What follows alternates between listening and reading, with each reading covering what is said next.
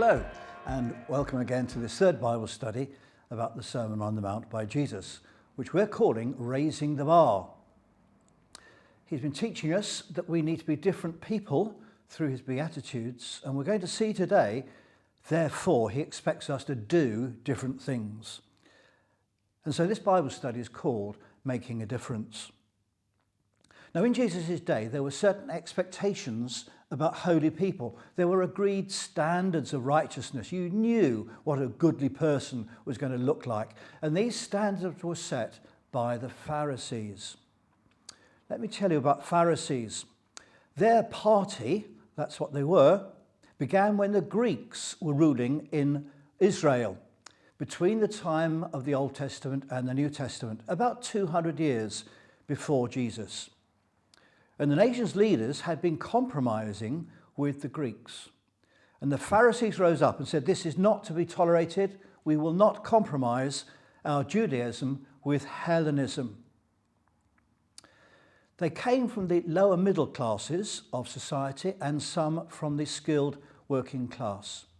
And they emphasized the law of God. The first 5 books in our Old Testaments, which we sometimes call the Pentateuch, they identified 613 laws in those 5 books, which they called Torah.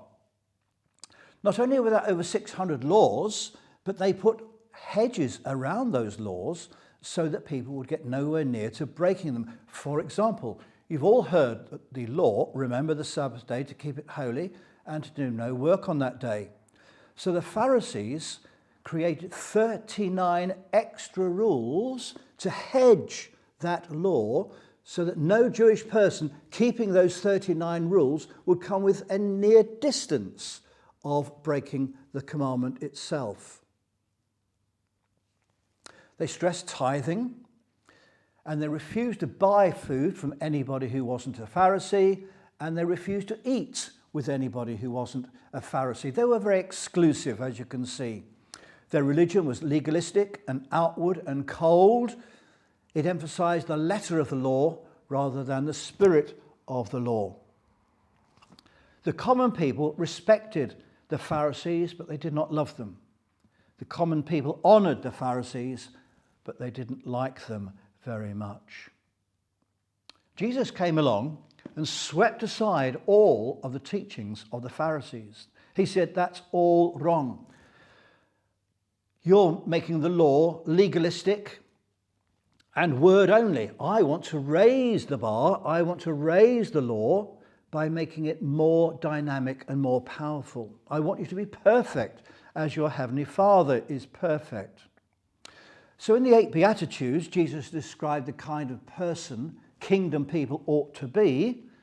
And now he goes on to tell us how kingdom people ought to behave, because their behavior should be different because of the Beatitudes. And he spoke initially about salt and light. Let me read first from Matthew chapter 5, verse 13. You are the salt of the earth, but if the salt loses its saltiness, how can it be made salty again? It is no longer good for anything except to be thrown out and trampled underfoot. I've heard many sermons on the salt of the earth, and I came across one where the preacher wanted to make 10 points, and each of them he wanted to justify from the Old Testament, and he wanted them to be alliterative. Salt S, so he said salt sustains, salt sanitizes, salt has to be scattered, salt seasons food, salt stings, salt smells, salt startles, salt was used in the sacrifices, salt strengthens. He got to 9, he couldn't find a 10. So the 10th one is salt kills slugs. Well, you've heard of poetic license. That's an example of preacher's license. I think we can narrow down all of those 10 to 2. Salt preserves meat from decay and from corruption and from going off. And salt adds flavour to food. It is a seasoning. But I think we can boil those 2 down to 1. Salt makes a difference wherever it is scattered. And Jesus is saying, you disciples are salt in the earth, and I want you to make a difference where you are. Are we making a difference within the context of our lives because we are salty, as Jesus wants us to be salty in the Beatitudes? Are the Beatitudes in your heart having a beneficial effect upon the people among whom you live? Is your circle of acquaintances affected by your presence? Is the atmosphere a little more pleasant than it would otherwise be? Salt makes a difference, but so does light. Jesus said, "You are the light of the world. A town built on a hill cannot be hidden. Neither do people light a lamp and put it under a bowl. Instead, they put it on its stand, and it gives light to everyone in the house. In the same way, let your light shine before others, that they may see your good deeds and glorify your Father in heaven." Whoops, you think? Jesus made a mistake. I mean, in John chapter 8 and in John chapter 9, he says, "I am the light of the world." And here he is saying, "You are the light of the world." But of course, Jesus is saying that his light should be in us. We should be radiating the light that he is. Martin Lloyd-Jones explains it this way: his nature enters into us so that we become, in a sense, what he himself is. Jesus is raising the bar for us to his level. He says you can't camouflage a town which is set on a hill, and nobody takes a bowl of the size to hold 2 gallons of grain and tips it upside down and puts it over a small clay lamp. The wick dipped in oil, it will go out. Light is meant to be seen, and your good deeds should be observable. Many of you have heard of the boredom of the blackout during the Second World War. And if you had a chink of light shining through your curtains, the air raid warden would rap on the door and shout at you, "Put out that light!" You couldn't go out at night because there was no street lighting. You couldn't even take your bike out because you weren't allowed to use the lamp. Cars, there was no petrol. Crime increased. It was very dangerous being out during the blackout. What joy there was when the blackout was lifted, when light came into the country and into the towns and cities again. Light makes such a difference, and so should we. Peter in one place said Jesus went around doing good. The trouble with us is we just go around. It doesn't mean we should show off about doing good. Jesus earlier had said, "Blessed are the meek, the humble, the ones who are quiet and contained." But our good deeds should be so obvious that they are noticed by others. Our right living should be noticeable in what we don't do and noticeable in what we do.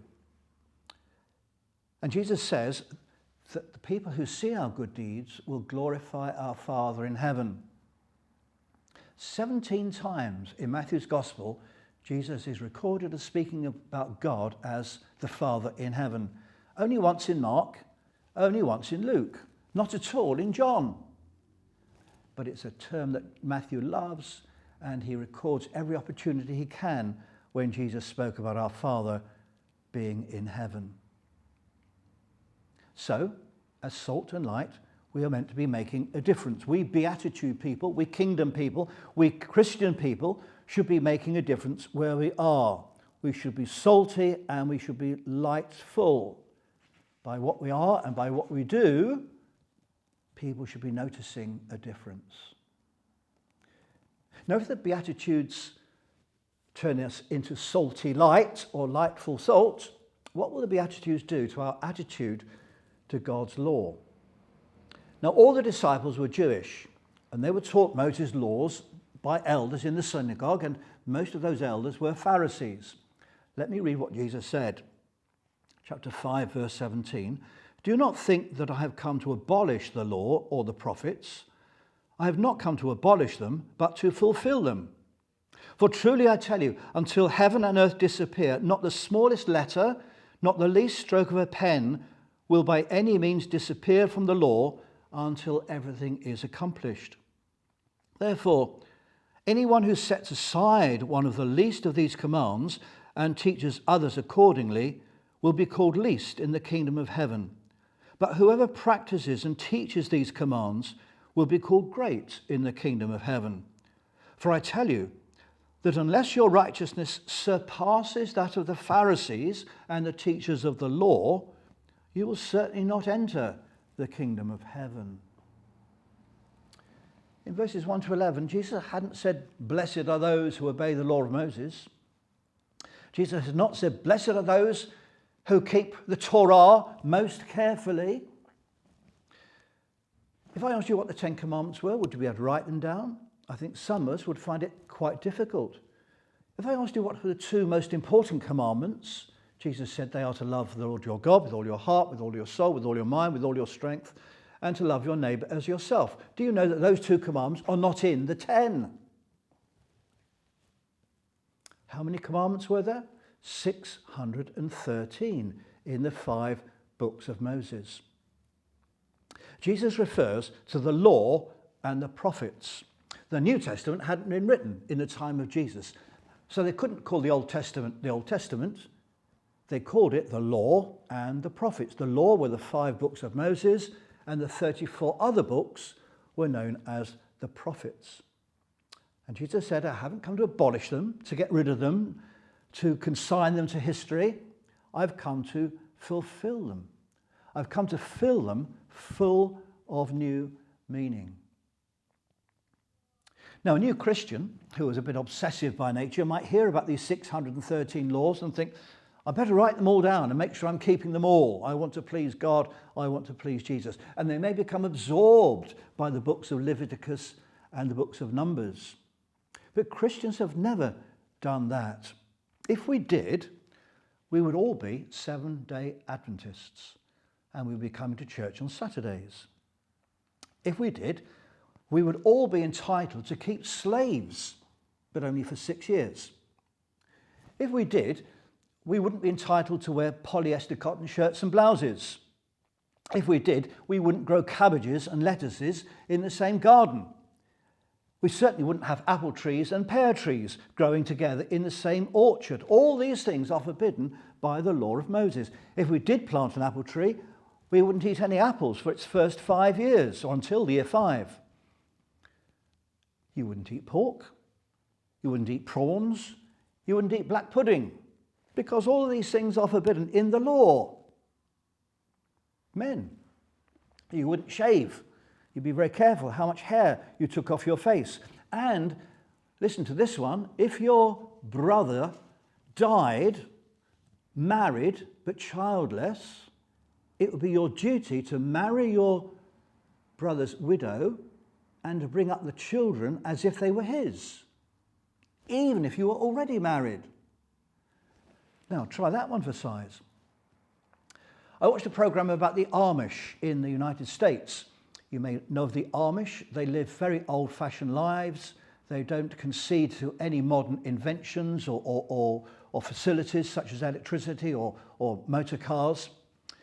And they live in wooden houses. And in this program, one Amish man, and he was very devout, he loved the Lord, and he loved the law, he found mildew in his wooden house. He tried to treat it and remove it, but it was persistent. He couldn't get rid of it. He destroyed his family's house in accordance with Leviticus chapter 14. Now, surely that's not how we're meant to be living as followers of Jesus. Paul had been a Pharisee. I think he would say to that Amish, Romans 6, you are not under law, you are under grace. Romans 10, Christ is the end of the law. Romans 13, love is the fulfilling of the law. 1 Corinthians 9, I myself am not under the law, though I'm not free from God's law, but am under Christ's law. Galatians 3, we are no longer under the supervision of the law. Paul was not abolishing the law.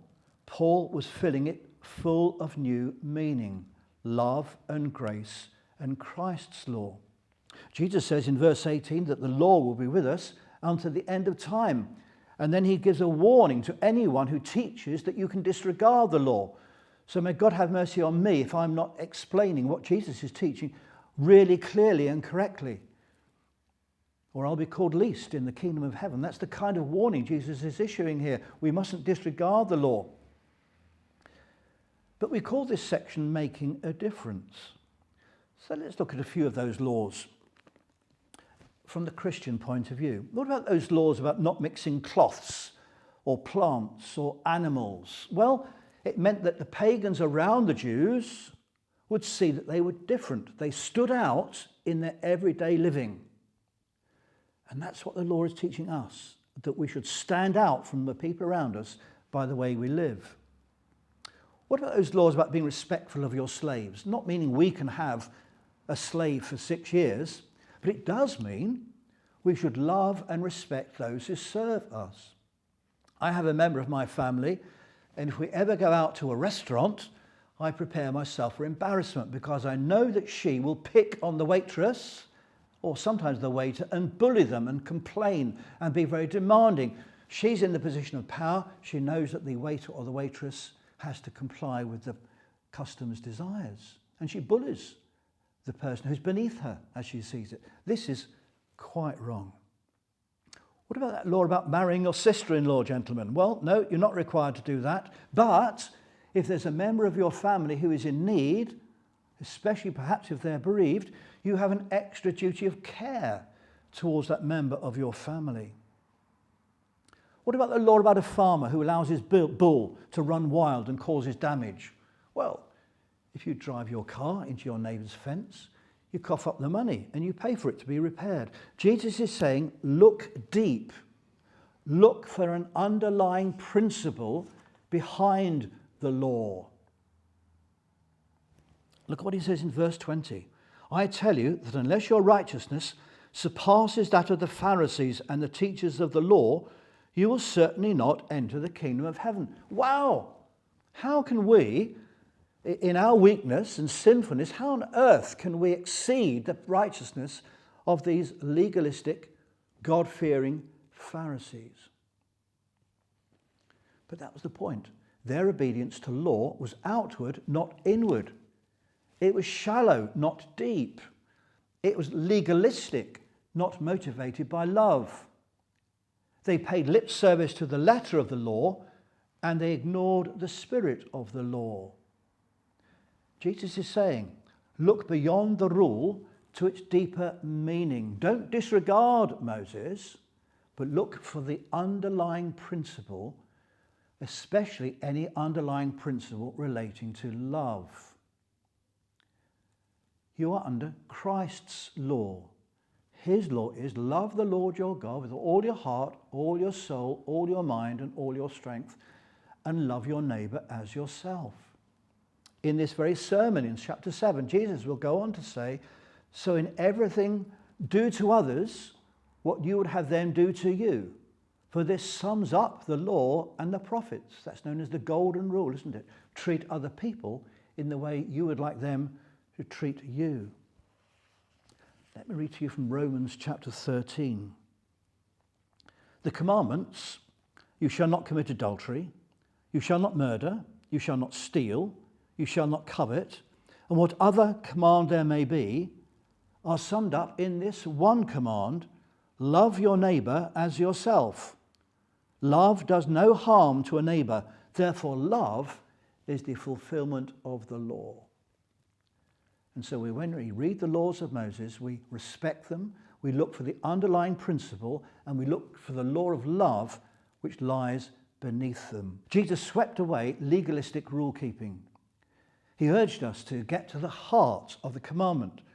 He redirected our minds from the letter to the spirit, from the outward to the inner, from the act to the underlying attitude. So we call this Bible study Making a Difference. If we are born-again people who are seeking to live out and to be those Beatitudes, we should be different, not only in the way we are inside, but in the way we behave. Our behaviour should be making a difference around us. We should be like salt and light. And when it comes to God's Old Testament laws, Jesus didn't come to abolish them. He came to fulfill them full of new meaning, especially relating to love. Paul said love is the fulfillment of the law. And so if we live in the light of this teaching, then certainly we will make a difference in the society in which we live. May the good Lord help you and me to be more salty and more lightful and more loving of God and more loving of our neighbour. God bless you. Amen.